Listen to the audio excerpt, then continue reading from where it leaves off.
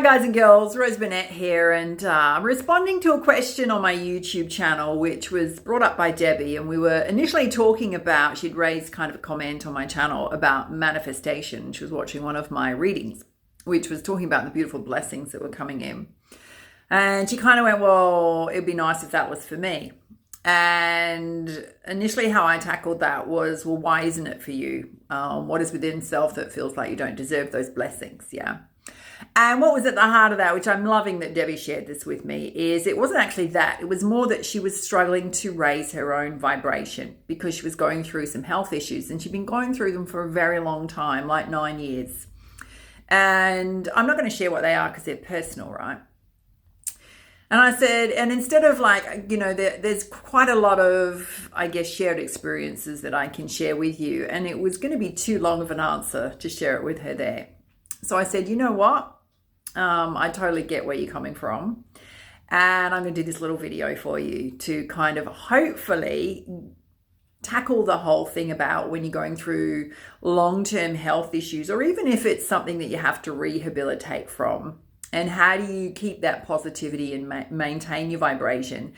But it's also, it goes down to a deeper level, because she was sharing with me that over those 9 years, she tried so many things with different doctors and none of it was really working. Yeah. And so what do we do in those kind of situations? So bear with me. I'm going to share some experiences with you. And I'm going to say to you right off the bat is that you always need to work with your professional medical professionals, right? So whether it's your doctor, whether it's a physio, trained physiotherapist, or rehabilitation consultant, your specialist, right? You always work in conjunction with those, because obviously they're qualified. But you will have those times when you've tried all of that and you're still not, people are then starting to question whether it's you, whether it's your mindset, whether you're depressed, because you can also get that when you've got a health issue going on and it's going on for a long time. Yeah, which can be really disheartening because you feel like nobody's actually listening to you when you know within yourself there's something physically wrong. Yeah. And we also have to watch our anxiety levels and our stress levels. And so always in that instance is you do need to refer to a medical professional. But what I want to share with you today is some alternate ways in which to look at things and how to treat your body. Because what happens when you go through something and it's long term and nobody seems to be able to figure out how to help you through it, and you've tried one thing after the other, yeah, is we start to get into distrusting our body. And we can get into this thing that, well, you can feel kind of helpless and hopeless, right? That you can't help yourself, which is being disempowered. So we always need to step back into our personal power. And we can always listen to our body. And when we listen to our body, we can figure out what it actually needs, yeah, which puts us back into that action orientated. There are things I can do that can help me, right? Now, I have been through all sorts of different things with my health and well-being over the years, and I think we all do, right? And I've also come from a background that's a highly competitive sporting background. So I was a state basketballer when I was younger. I was also a squad swimmer. So we always learned to push through physical barriers with our bodies. And there was a mental mindset that needed to happen to do that in order to reach a peak level of fitness and to compete at a higher level. And I kind of think that that's always helped me through life in business and all sorts of things in terms of showing up when you hit a physical challenge, because in those times when I was training, right, so with basketball, we had to train 6 days a week and play for 2 different teams. So our own team as well as the state team on the weekends. An immense amount of training, but we also had to train in the mornings for like 20 to 30 minutes on our own. We had to go for a 20-minute run. We had to do all sorts of ball exercises before and after, dare I say, high school in those days. So there was a lot to do, and you constantly had to push through a physical barrier. And I think that really helped me in terms of never giving up, and certainly never giving up on the physical body, because we're always capable of more than what we think we can. And we can always regenerate. Our body has this amazing capacity to regenerate. We may not ever be 100%. Right? So particularly if you've gone through an injury, it is unlikely, and if it's a significant injury, that you're going to be 100% again, which means that we then have to cater to the body and we have to work around the limitations we have on our body. Firstly, what I want to tackle is when you've been in a significantly long illness or some sort of condition, health condition with your physical body. Now, I'm going to share some experiences with you. So in relation to this, in 2010, which is quite a long time ago now, right? And this, I can say to you, this one was actually, I believe within myself, was triggered by high levels of stress. And I was working for a company which it had a CEO that was just really toxic, right? And she just had no boundaries and it was just awful. But what I ended up with is an ulcer. But what triggered then from that level of stress was a neurological condition that set off in my physical body. And I started getting numbness in my hands and in my feet. And then I started getting weakness in my legs and I had foot drop. So this foot drop started from nowhere, right? So it would literally drag along the floor as I was walking and catch and trip me up quite a bit. And then I started physically, my body was just, I lost 12 kilos, like literally within about 8 weeks. It just dropped off me. They did all sorts of tests and then I would start getting this shadowy numbness all over my body. So like my back would go numb. Parts of my body would go numb. And I saw 2 different neurologists. I had all sorts of tests done. They thought maybe possibly I had some sort of poisoning in my body.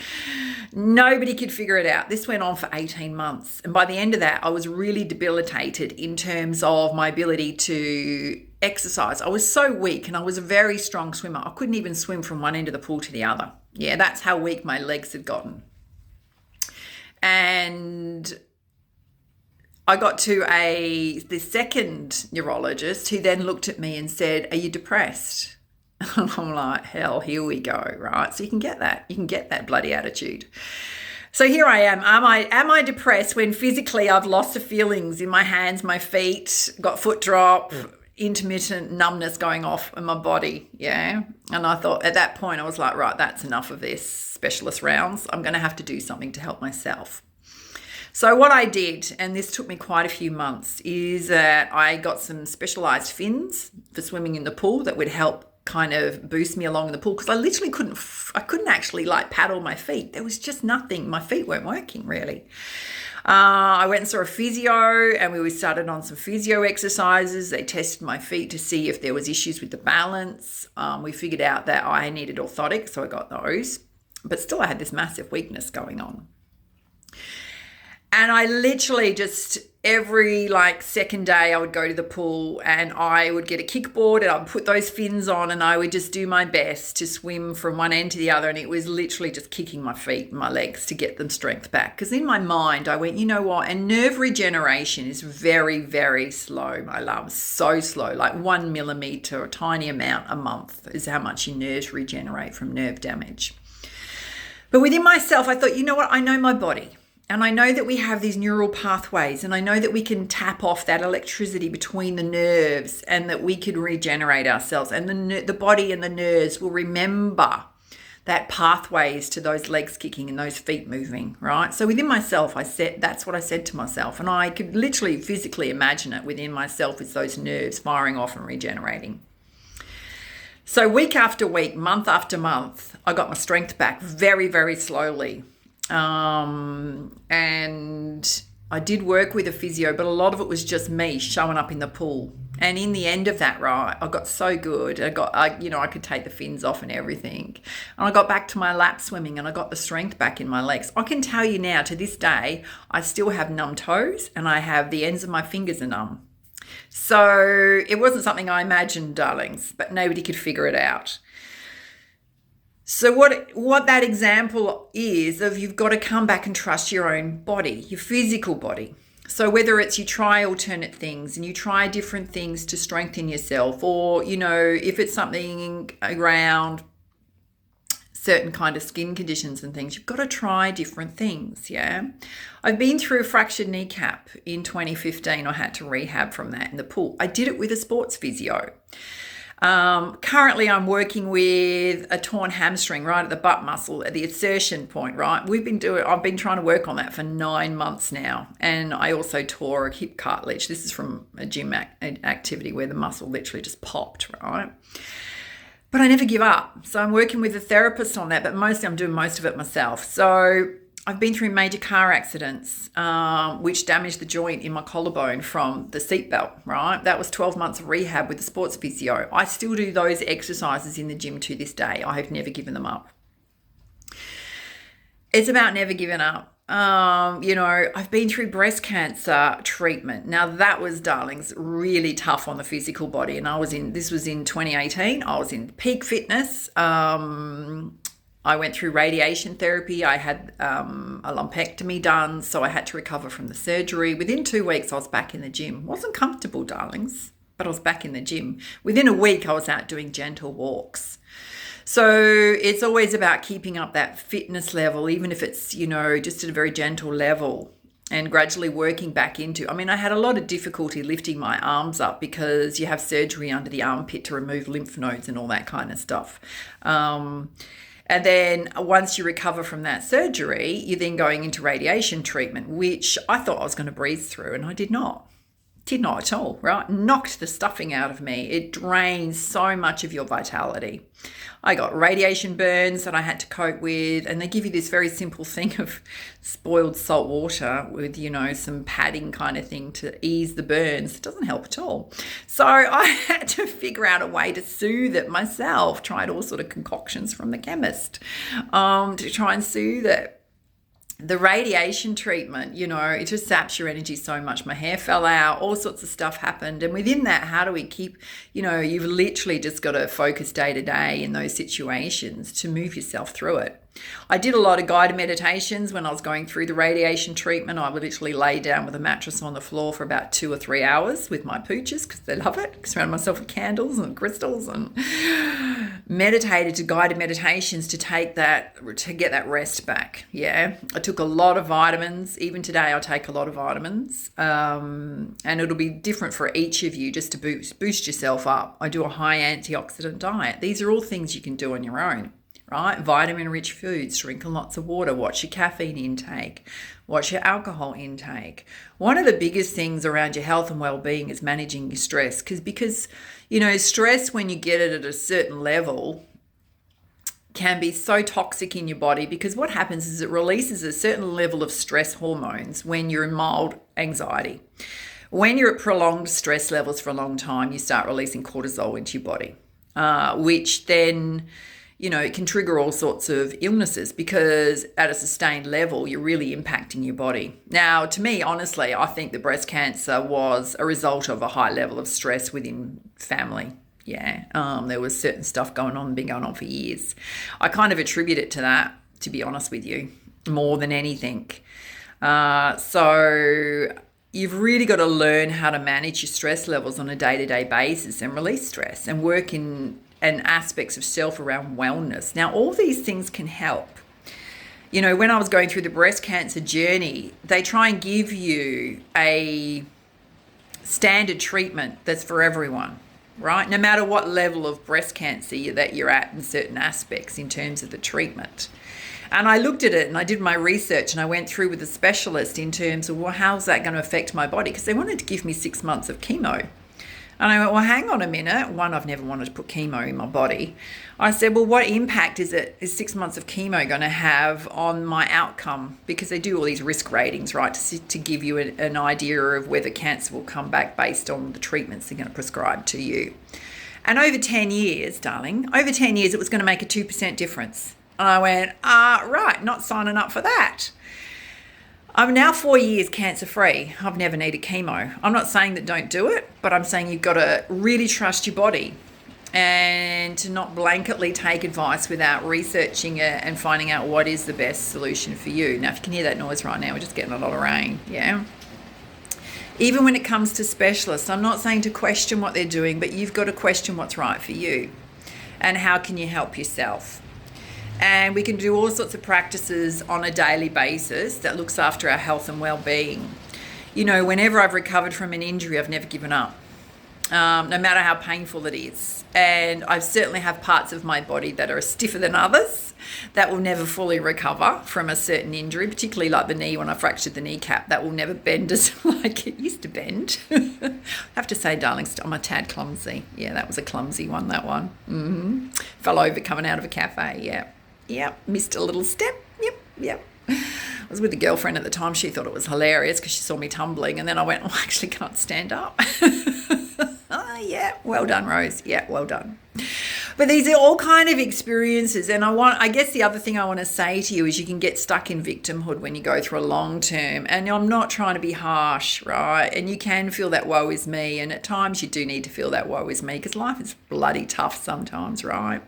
And it can really impact your emotions and how you feel on a day-to-day basis. Because when we're under par, it really impacts all areas of our life. Now, when I came out of, and I will share something with you, is when I came out of the cancer treatment journey, I had about 2 months after that, and then I had 12 months of pneumonia. 12 months solid of pneumonia, on and off, right? It was super debilitating. And because the radiation had burnt my lungs. Hello, side effect, yeah. And they went like, oh, well, only like 3% of the population get these side effects. Well, yeah, geez, thanks very much. Yep, thanks. And I had to just bear with that. And, it was super hard at some times. And I look back on some of the videos I created on my YouTube channel and I look at myself and I think, God, I look deathly pale, right? You have no idea what I was going through behind the scenes, trying to just maintain my life in terms of what was going on with the physical body. And when you go through something that is really lengthy for a lengthy period of time, when your physical body's under par constantly, you're going to struggle just doing the basic stuff, right? And showing up in life. So it's so important to look after yourself, particularly watch your weight, because that's super important, right? Because if you're carrying a lot of weight, you're going to impact every part of yourself and you're going to be dragging that weight around. And I'm going to say no judgment on that. My weight's gone up and down over the years. I've learned how to look after my physical body. And it makes such a difference. So even just looking after what you're consuming on a day-to-day basis and going, instead of looking and never consider the fact that you want to go on a diet, it's more about, well, how can I be healthy? What can I do that's going to support my wellness? Yeah. A lot of it's about balancing your blood sugars because when you're out of whack, right, your blood sugars are usually out of whack, as is your stress hormones. When you've got high levels of stress, it totally stuffs up your sugar levels in your body. Seesawing, darlings, which means you'll crave sugar because everything in your body's kind of out of whack. How do we balance our blood sugars? There's some super simple things to do and I'll share with you right now. One is watch your carb loads. Things that are high starchy carbs turn into sugar in your body. So what am I talking about? I'm talking about, firstly, sugar, it's plain sugar in everything, right? But mostly in terms of carbs, white bread, pasta, rice, white bread, all those kind of, even peas and corn, right, are high starchy foods. So watch if you're going to get a protein and you're thinking, I'll get a vegetable protein if you're doing protein shakes and it's got peas in it, right? Because it's high carb. So if you reduce those out or eliminate them altogether, so if you want potato, go for sweet potato, cut white potato out, a lot of grains. You don't need a lot of grains in your physical body. Watch the sugars in fruit. Fruit's got an enormous amount of sugar in it. You'd be better off having things like an apple or a pear, whereas banana's got 20% sugar in it. Honey's nearly almost, I think it's like 95% sugar. Yeah. So you've got to kind of watch the sugar levels and sugar content in things. You don't need a whole lot of dairy in your, and that can have a lot of loaded sugar in it as well. So if you watched those things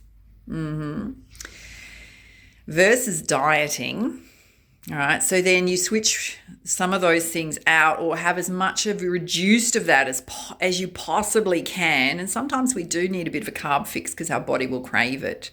But have a, really thick brown bread versus a white bread, yeah? If you really feel like you need a carb load. You need more protein in your diet, and there's all sorts of, areas in which you can get protein, lots of vegetables and salad and, healthy greens, things that are high antioxidant. If you have a trigger food, then don't buy it, right? Just simply do not buy it. And you kind of look at your health and wellness, particularly around your physical well-being and your weight, as something that is long-term. So you don't want to look at life that I want to lose some weight. It's about being well. but whatever changes you make are for the long term, right? So if you're going to cut bread out, you're cutting bread out. If you're going to cut rice and pasta out, I haven't had pasta in 6 years, I think, 6 or 7 years. Don't miss it. Don't miss it at all.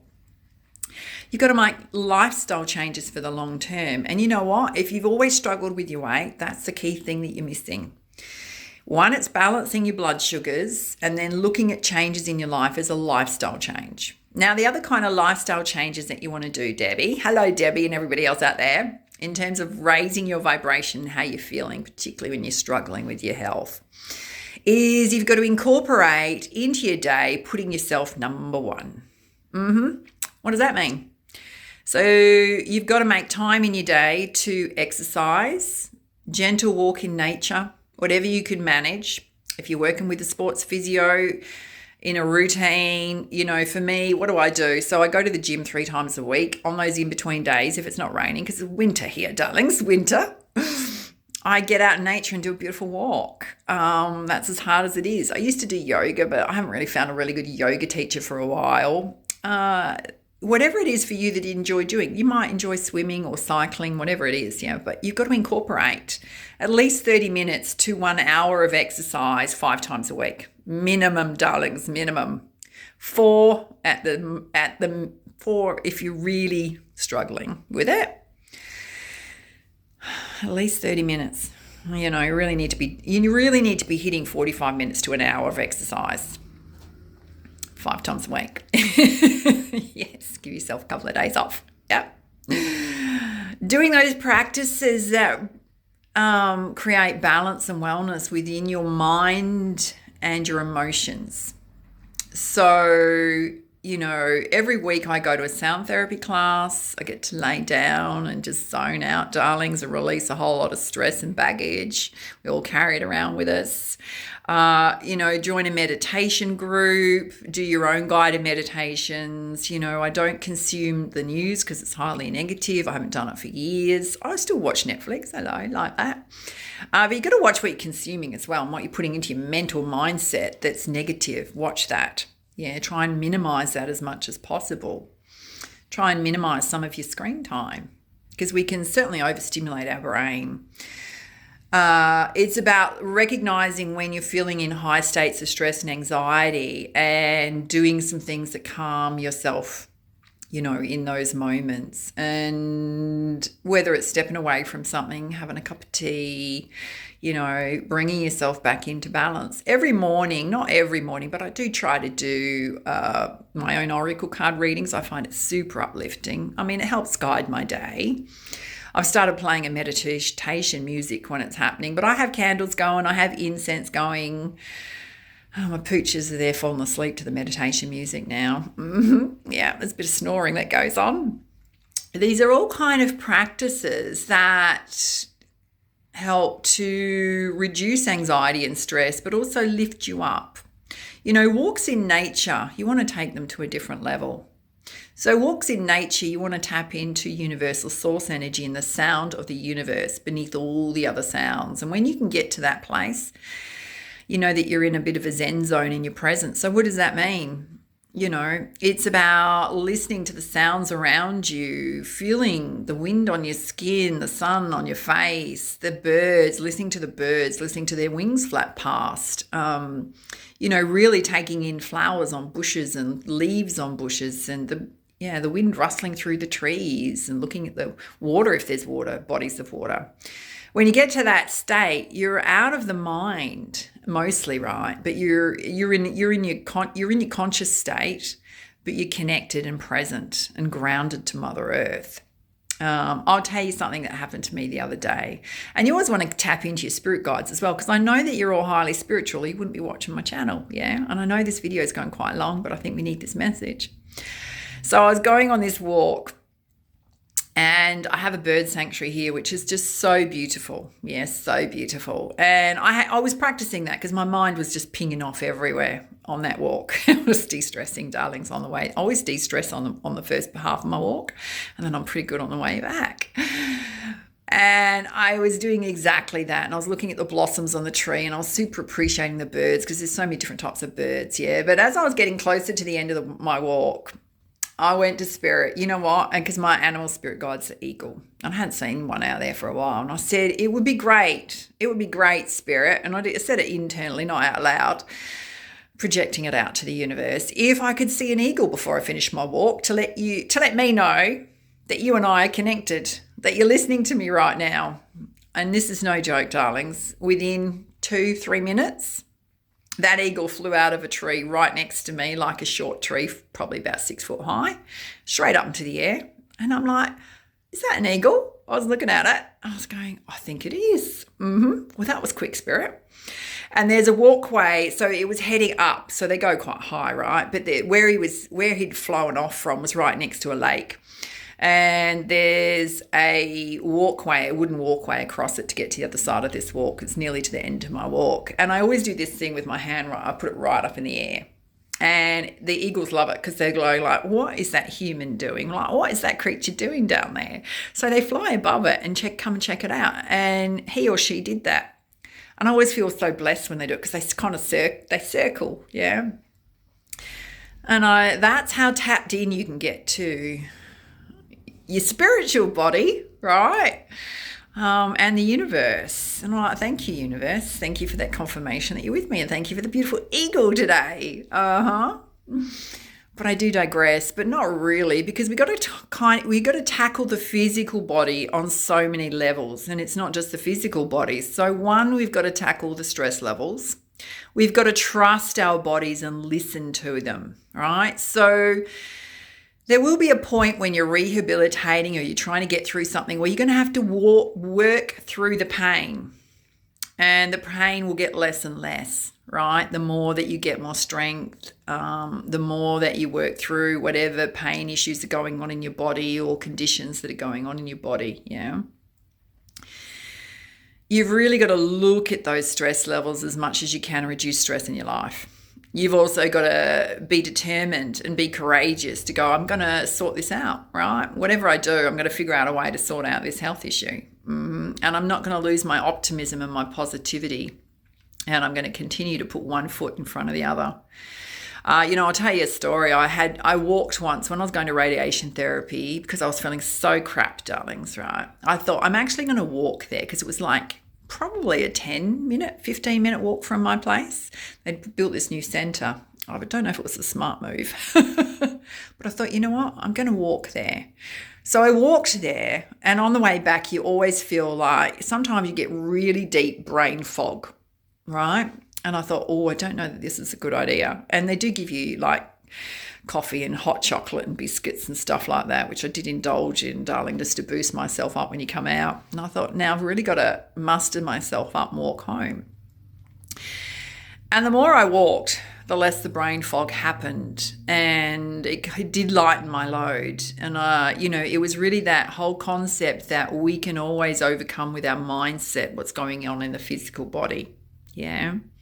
And wherever you are in your journey, particularly around your health and well-being, it is going to be tough to start off with. And you're constantly going to have to battle with your mind and your emotions about your ability to overcome something. But you're always capable of it. And I think you have to be very gentle with yourself and go, and also recognize that you may get to a certain level and that's as far as your body's going to heal, particularly if it's a physical injury, right? And there's going to be things or a condition, some health condition that you may have for a long time, right? But you've got to work with it. And there are so many other aspects of your life that are not your health and your well-being. And I think the other thing is that, what was a really big bugbear for me when they talk about breast cancer is that you're a breast cancer survivor, right? So whenever I went into that journey, and I think this is the problem when we have kind of a serious thing and they give everyone a blanket response to how they're going to treat you, because it's how they treat everyone, right? Is they go into worst case scenario. Whereas in my head, I went into best case scenario and went, you know what, I think by the time they took it out, it was a 1.3 centimetre breast cancer. So not very big, right? I'm 5'11". There's a lot of me. So it's a tiny part of my body. I think they took about 1.5 centimetres out of this lump. Yeah. It was never going to kill me, darlings. It was never in my mind did I ever go, this is going to be the end of my journey here on earth. I never went into that mindset and I never panicked about it. And the treatment, I was going to go through that treatment. I knew when I came out the other side, mentally and emotionally, that I was going to overcome this. And I never, ever did I think that the cancer would return. Never, because it's not part of my concept. And you've got to have that mental toughness, yeah? And you've got to carry that mental toughness within you. And that positivity and that hope and that optimism. But it's something that you foster and you reinforce yourself constantly, yeah? And there's, as I mentioned, there's so many things you can do with yourself to rehabilitate. And I think if you have any kind of physical injury, working with a sports physio is just the most amazing thing, as much as you may dislike it, right? You've really got to persist with the exercises that they give you, because any time that I've had to rehabilitate a physical injury, it's made a huge difference. And I modify my gym program. So I'm 58, right? So I do I'd have to say I do quite a tough workout in the gym, but every part of that gym program over time has been suited to my body in terms of the fact whether or not I have an injury where I can't lift my shoulders up, because I might have a bit of arthritis. We work to the factor that I've got a hamstring injury, right? But it doesn't stop me from going to the gym. And I do a lot on core strength so that my whole body is supported. Yeah, on a day-to-day basis, my body is strong and supported. And you're never too old to exercise, and you're never too old to look after your health and your well-being. So I hope this helped, my darlings. If you have any questions, I'm more than happy to answer them. But always remember that you have your medical professionals as your guide, as your backup as to what you should be doing and the time process. And it often takes us longer to recover than we think it will, or it can take us quicker. Yeah, it's all up here. I've got to say, you kind of got to come into this core strength, your warrior spirit that you got to tap into and go, I can overcome this. And I'm going to try and do what I can do to help fix myself. When all the other avenues have not helped you, yeah, I can fix myself. There's so many things you can do. All right, my loves, I'm going to leave it here. Love you heaps. Bye.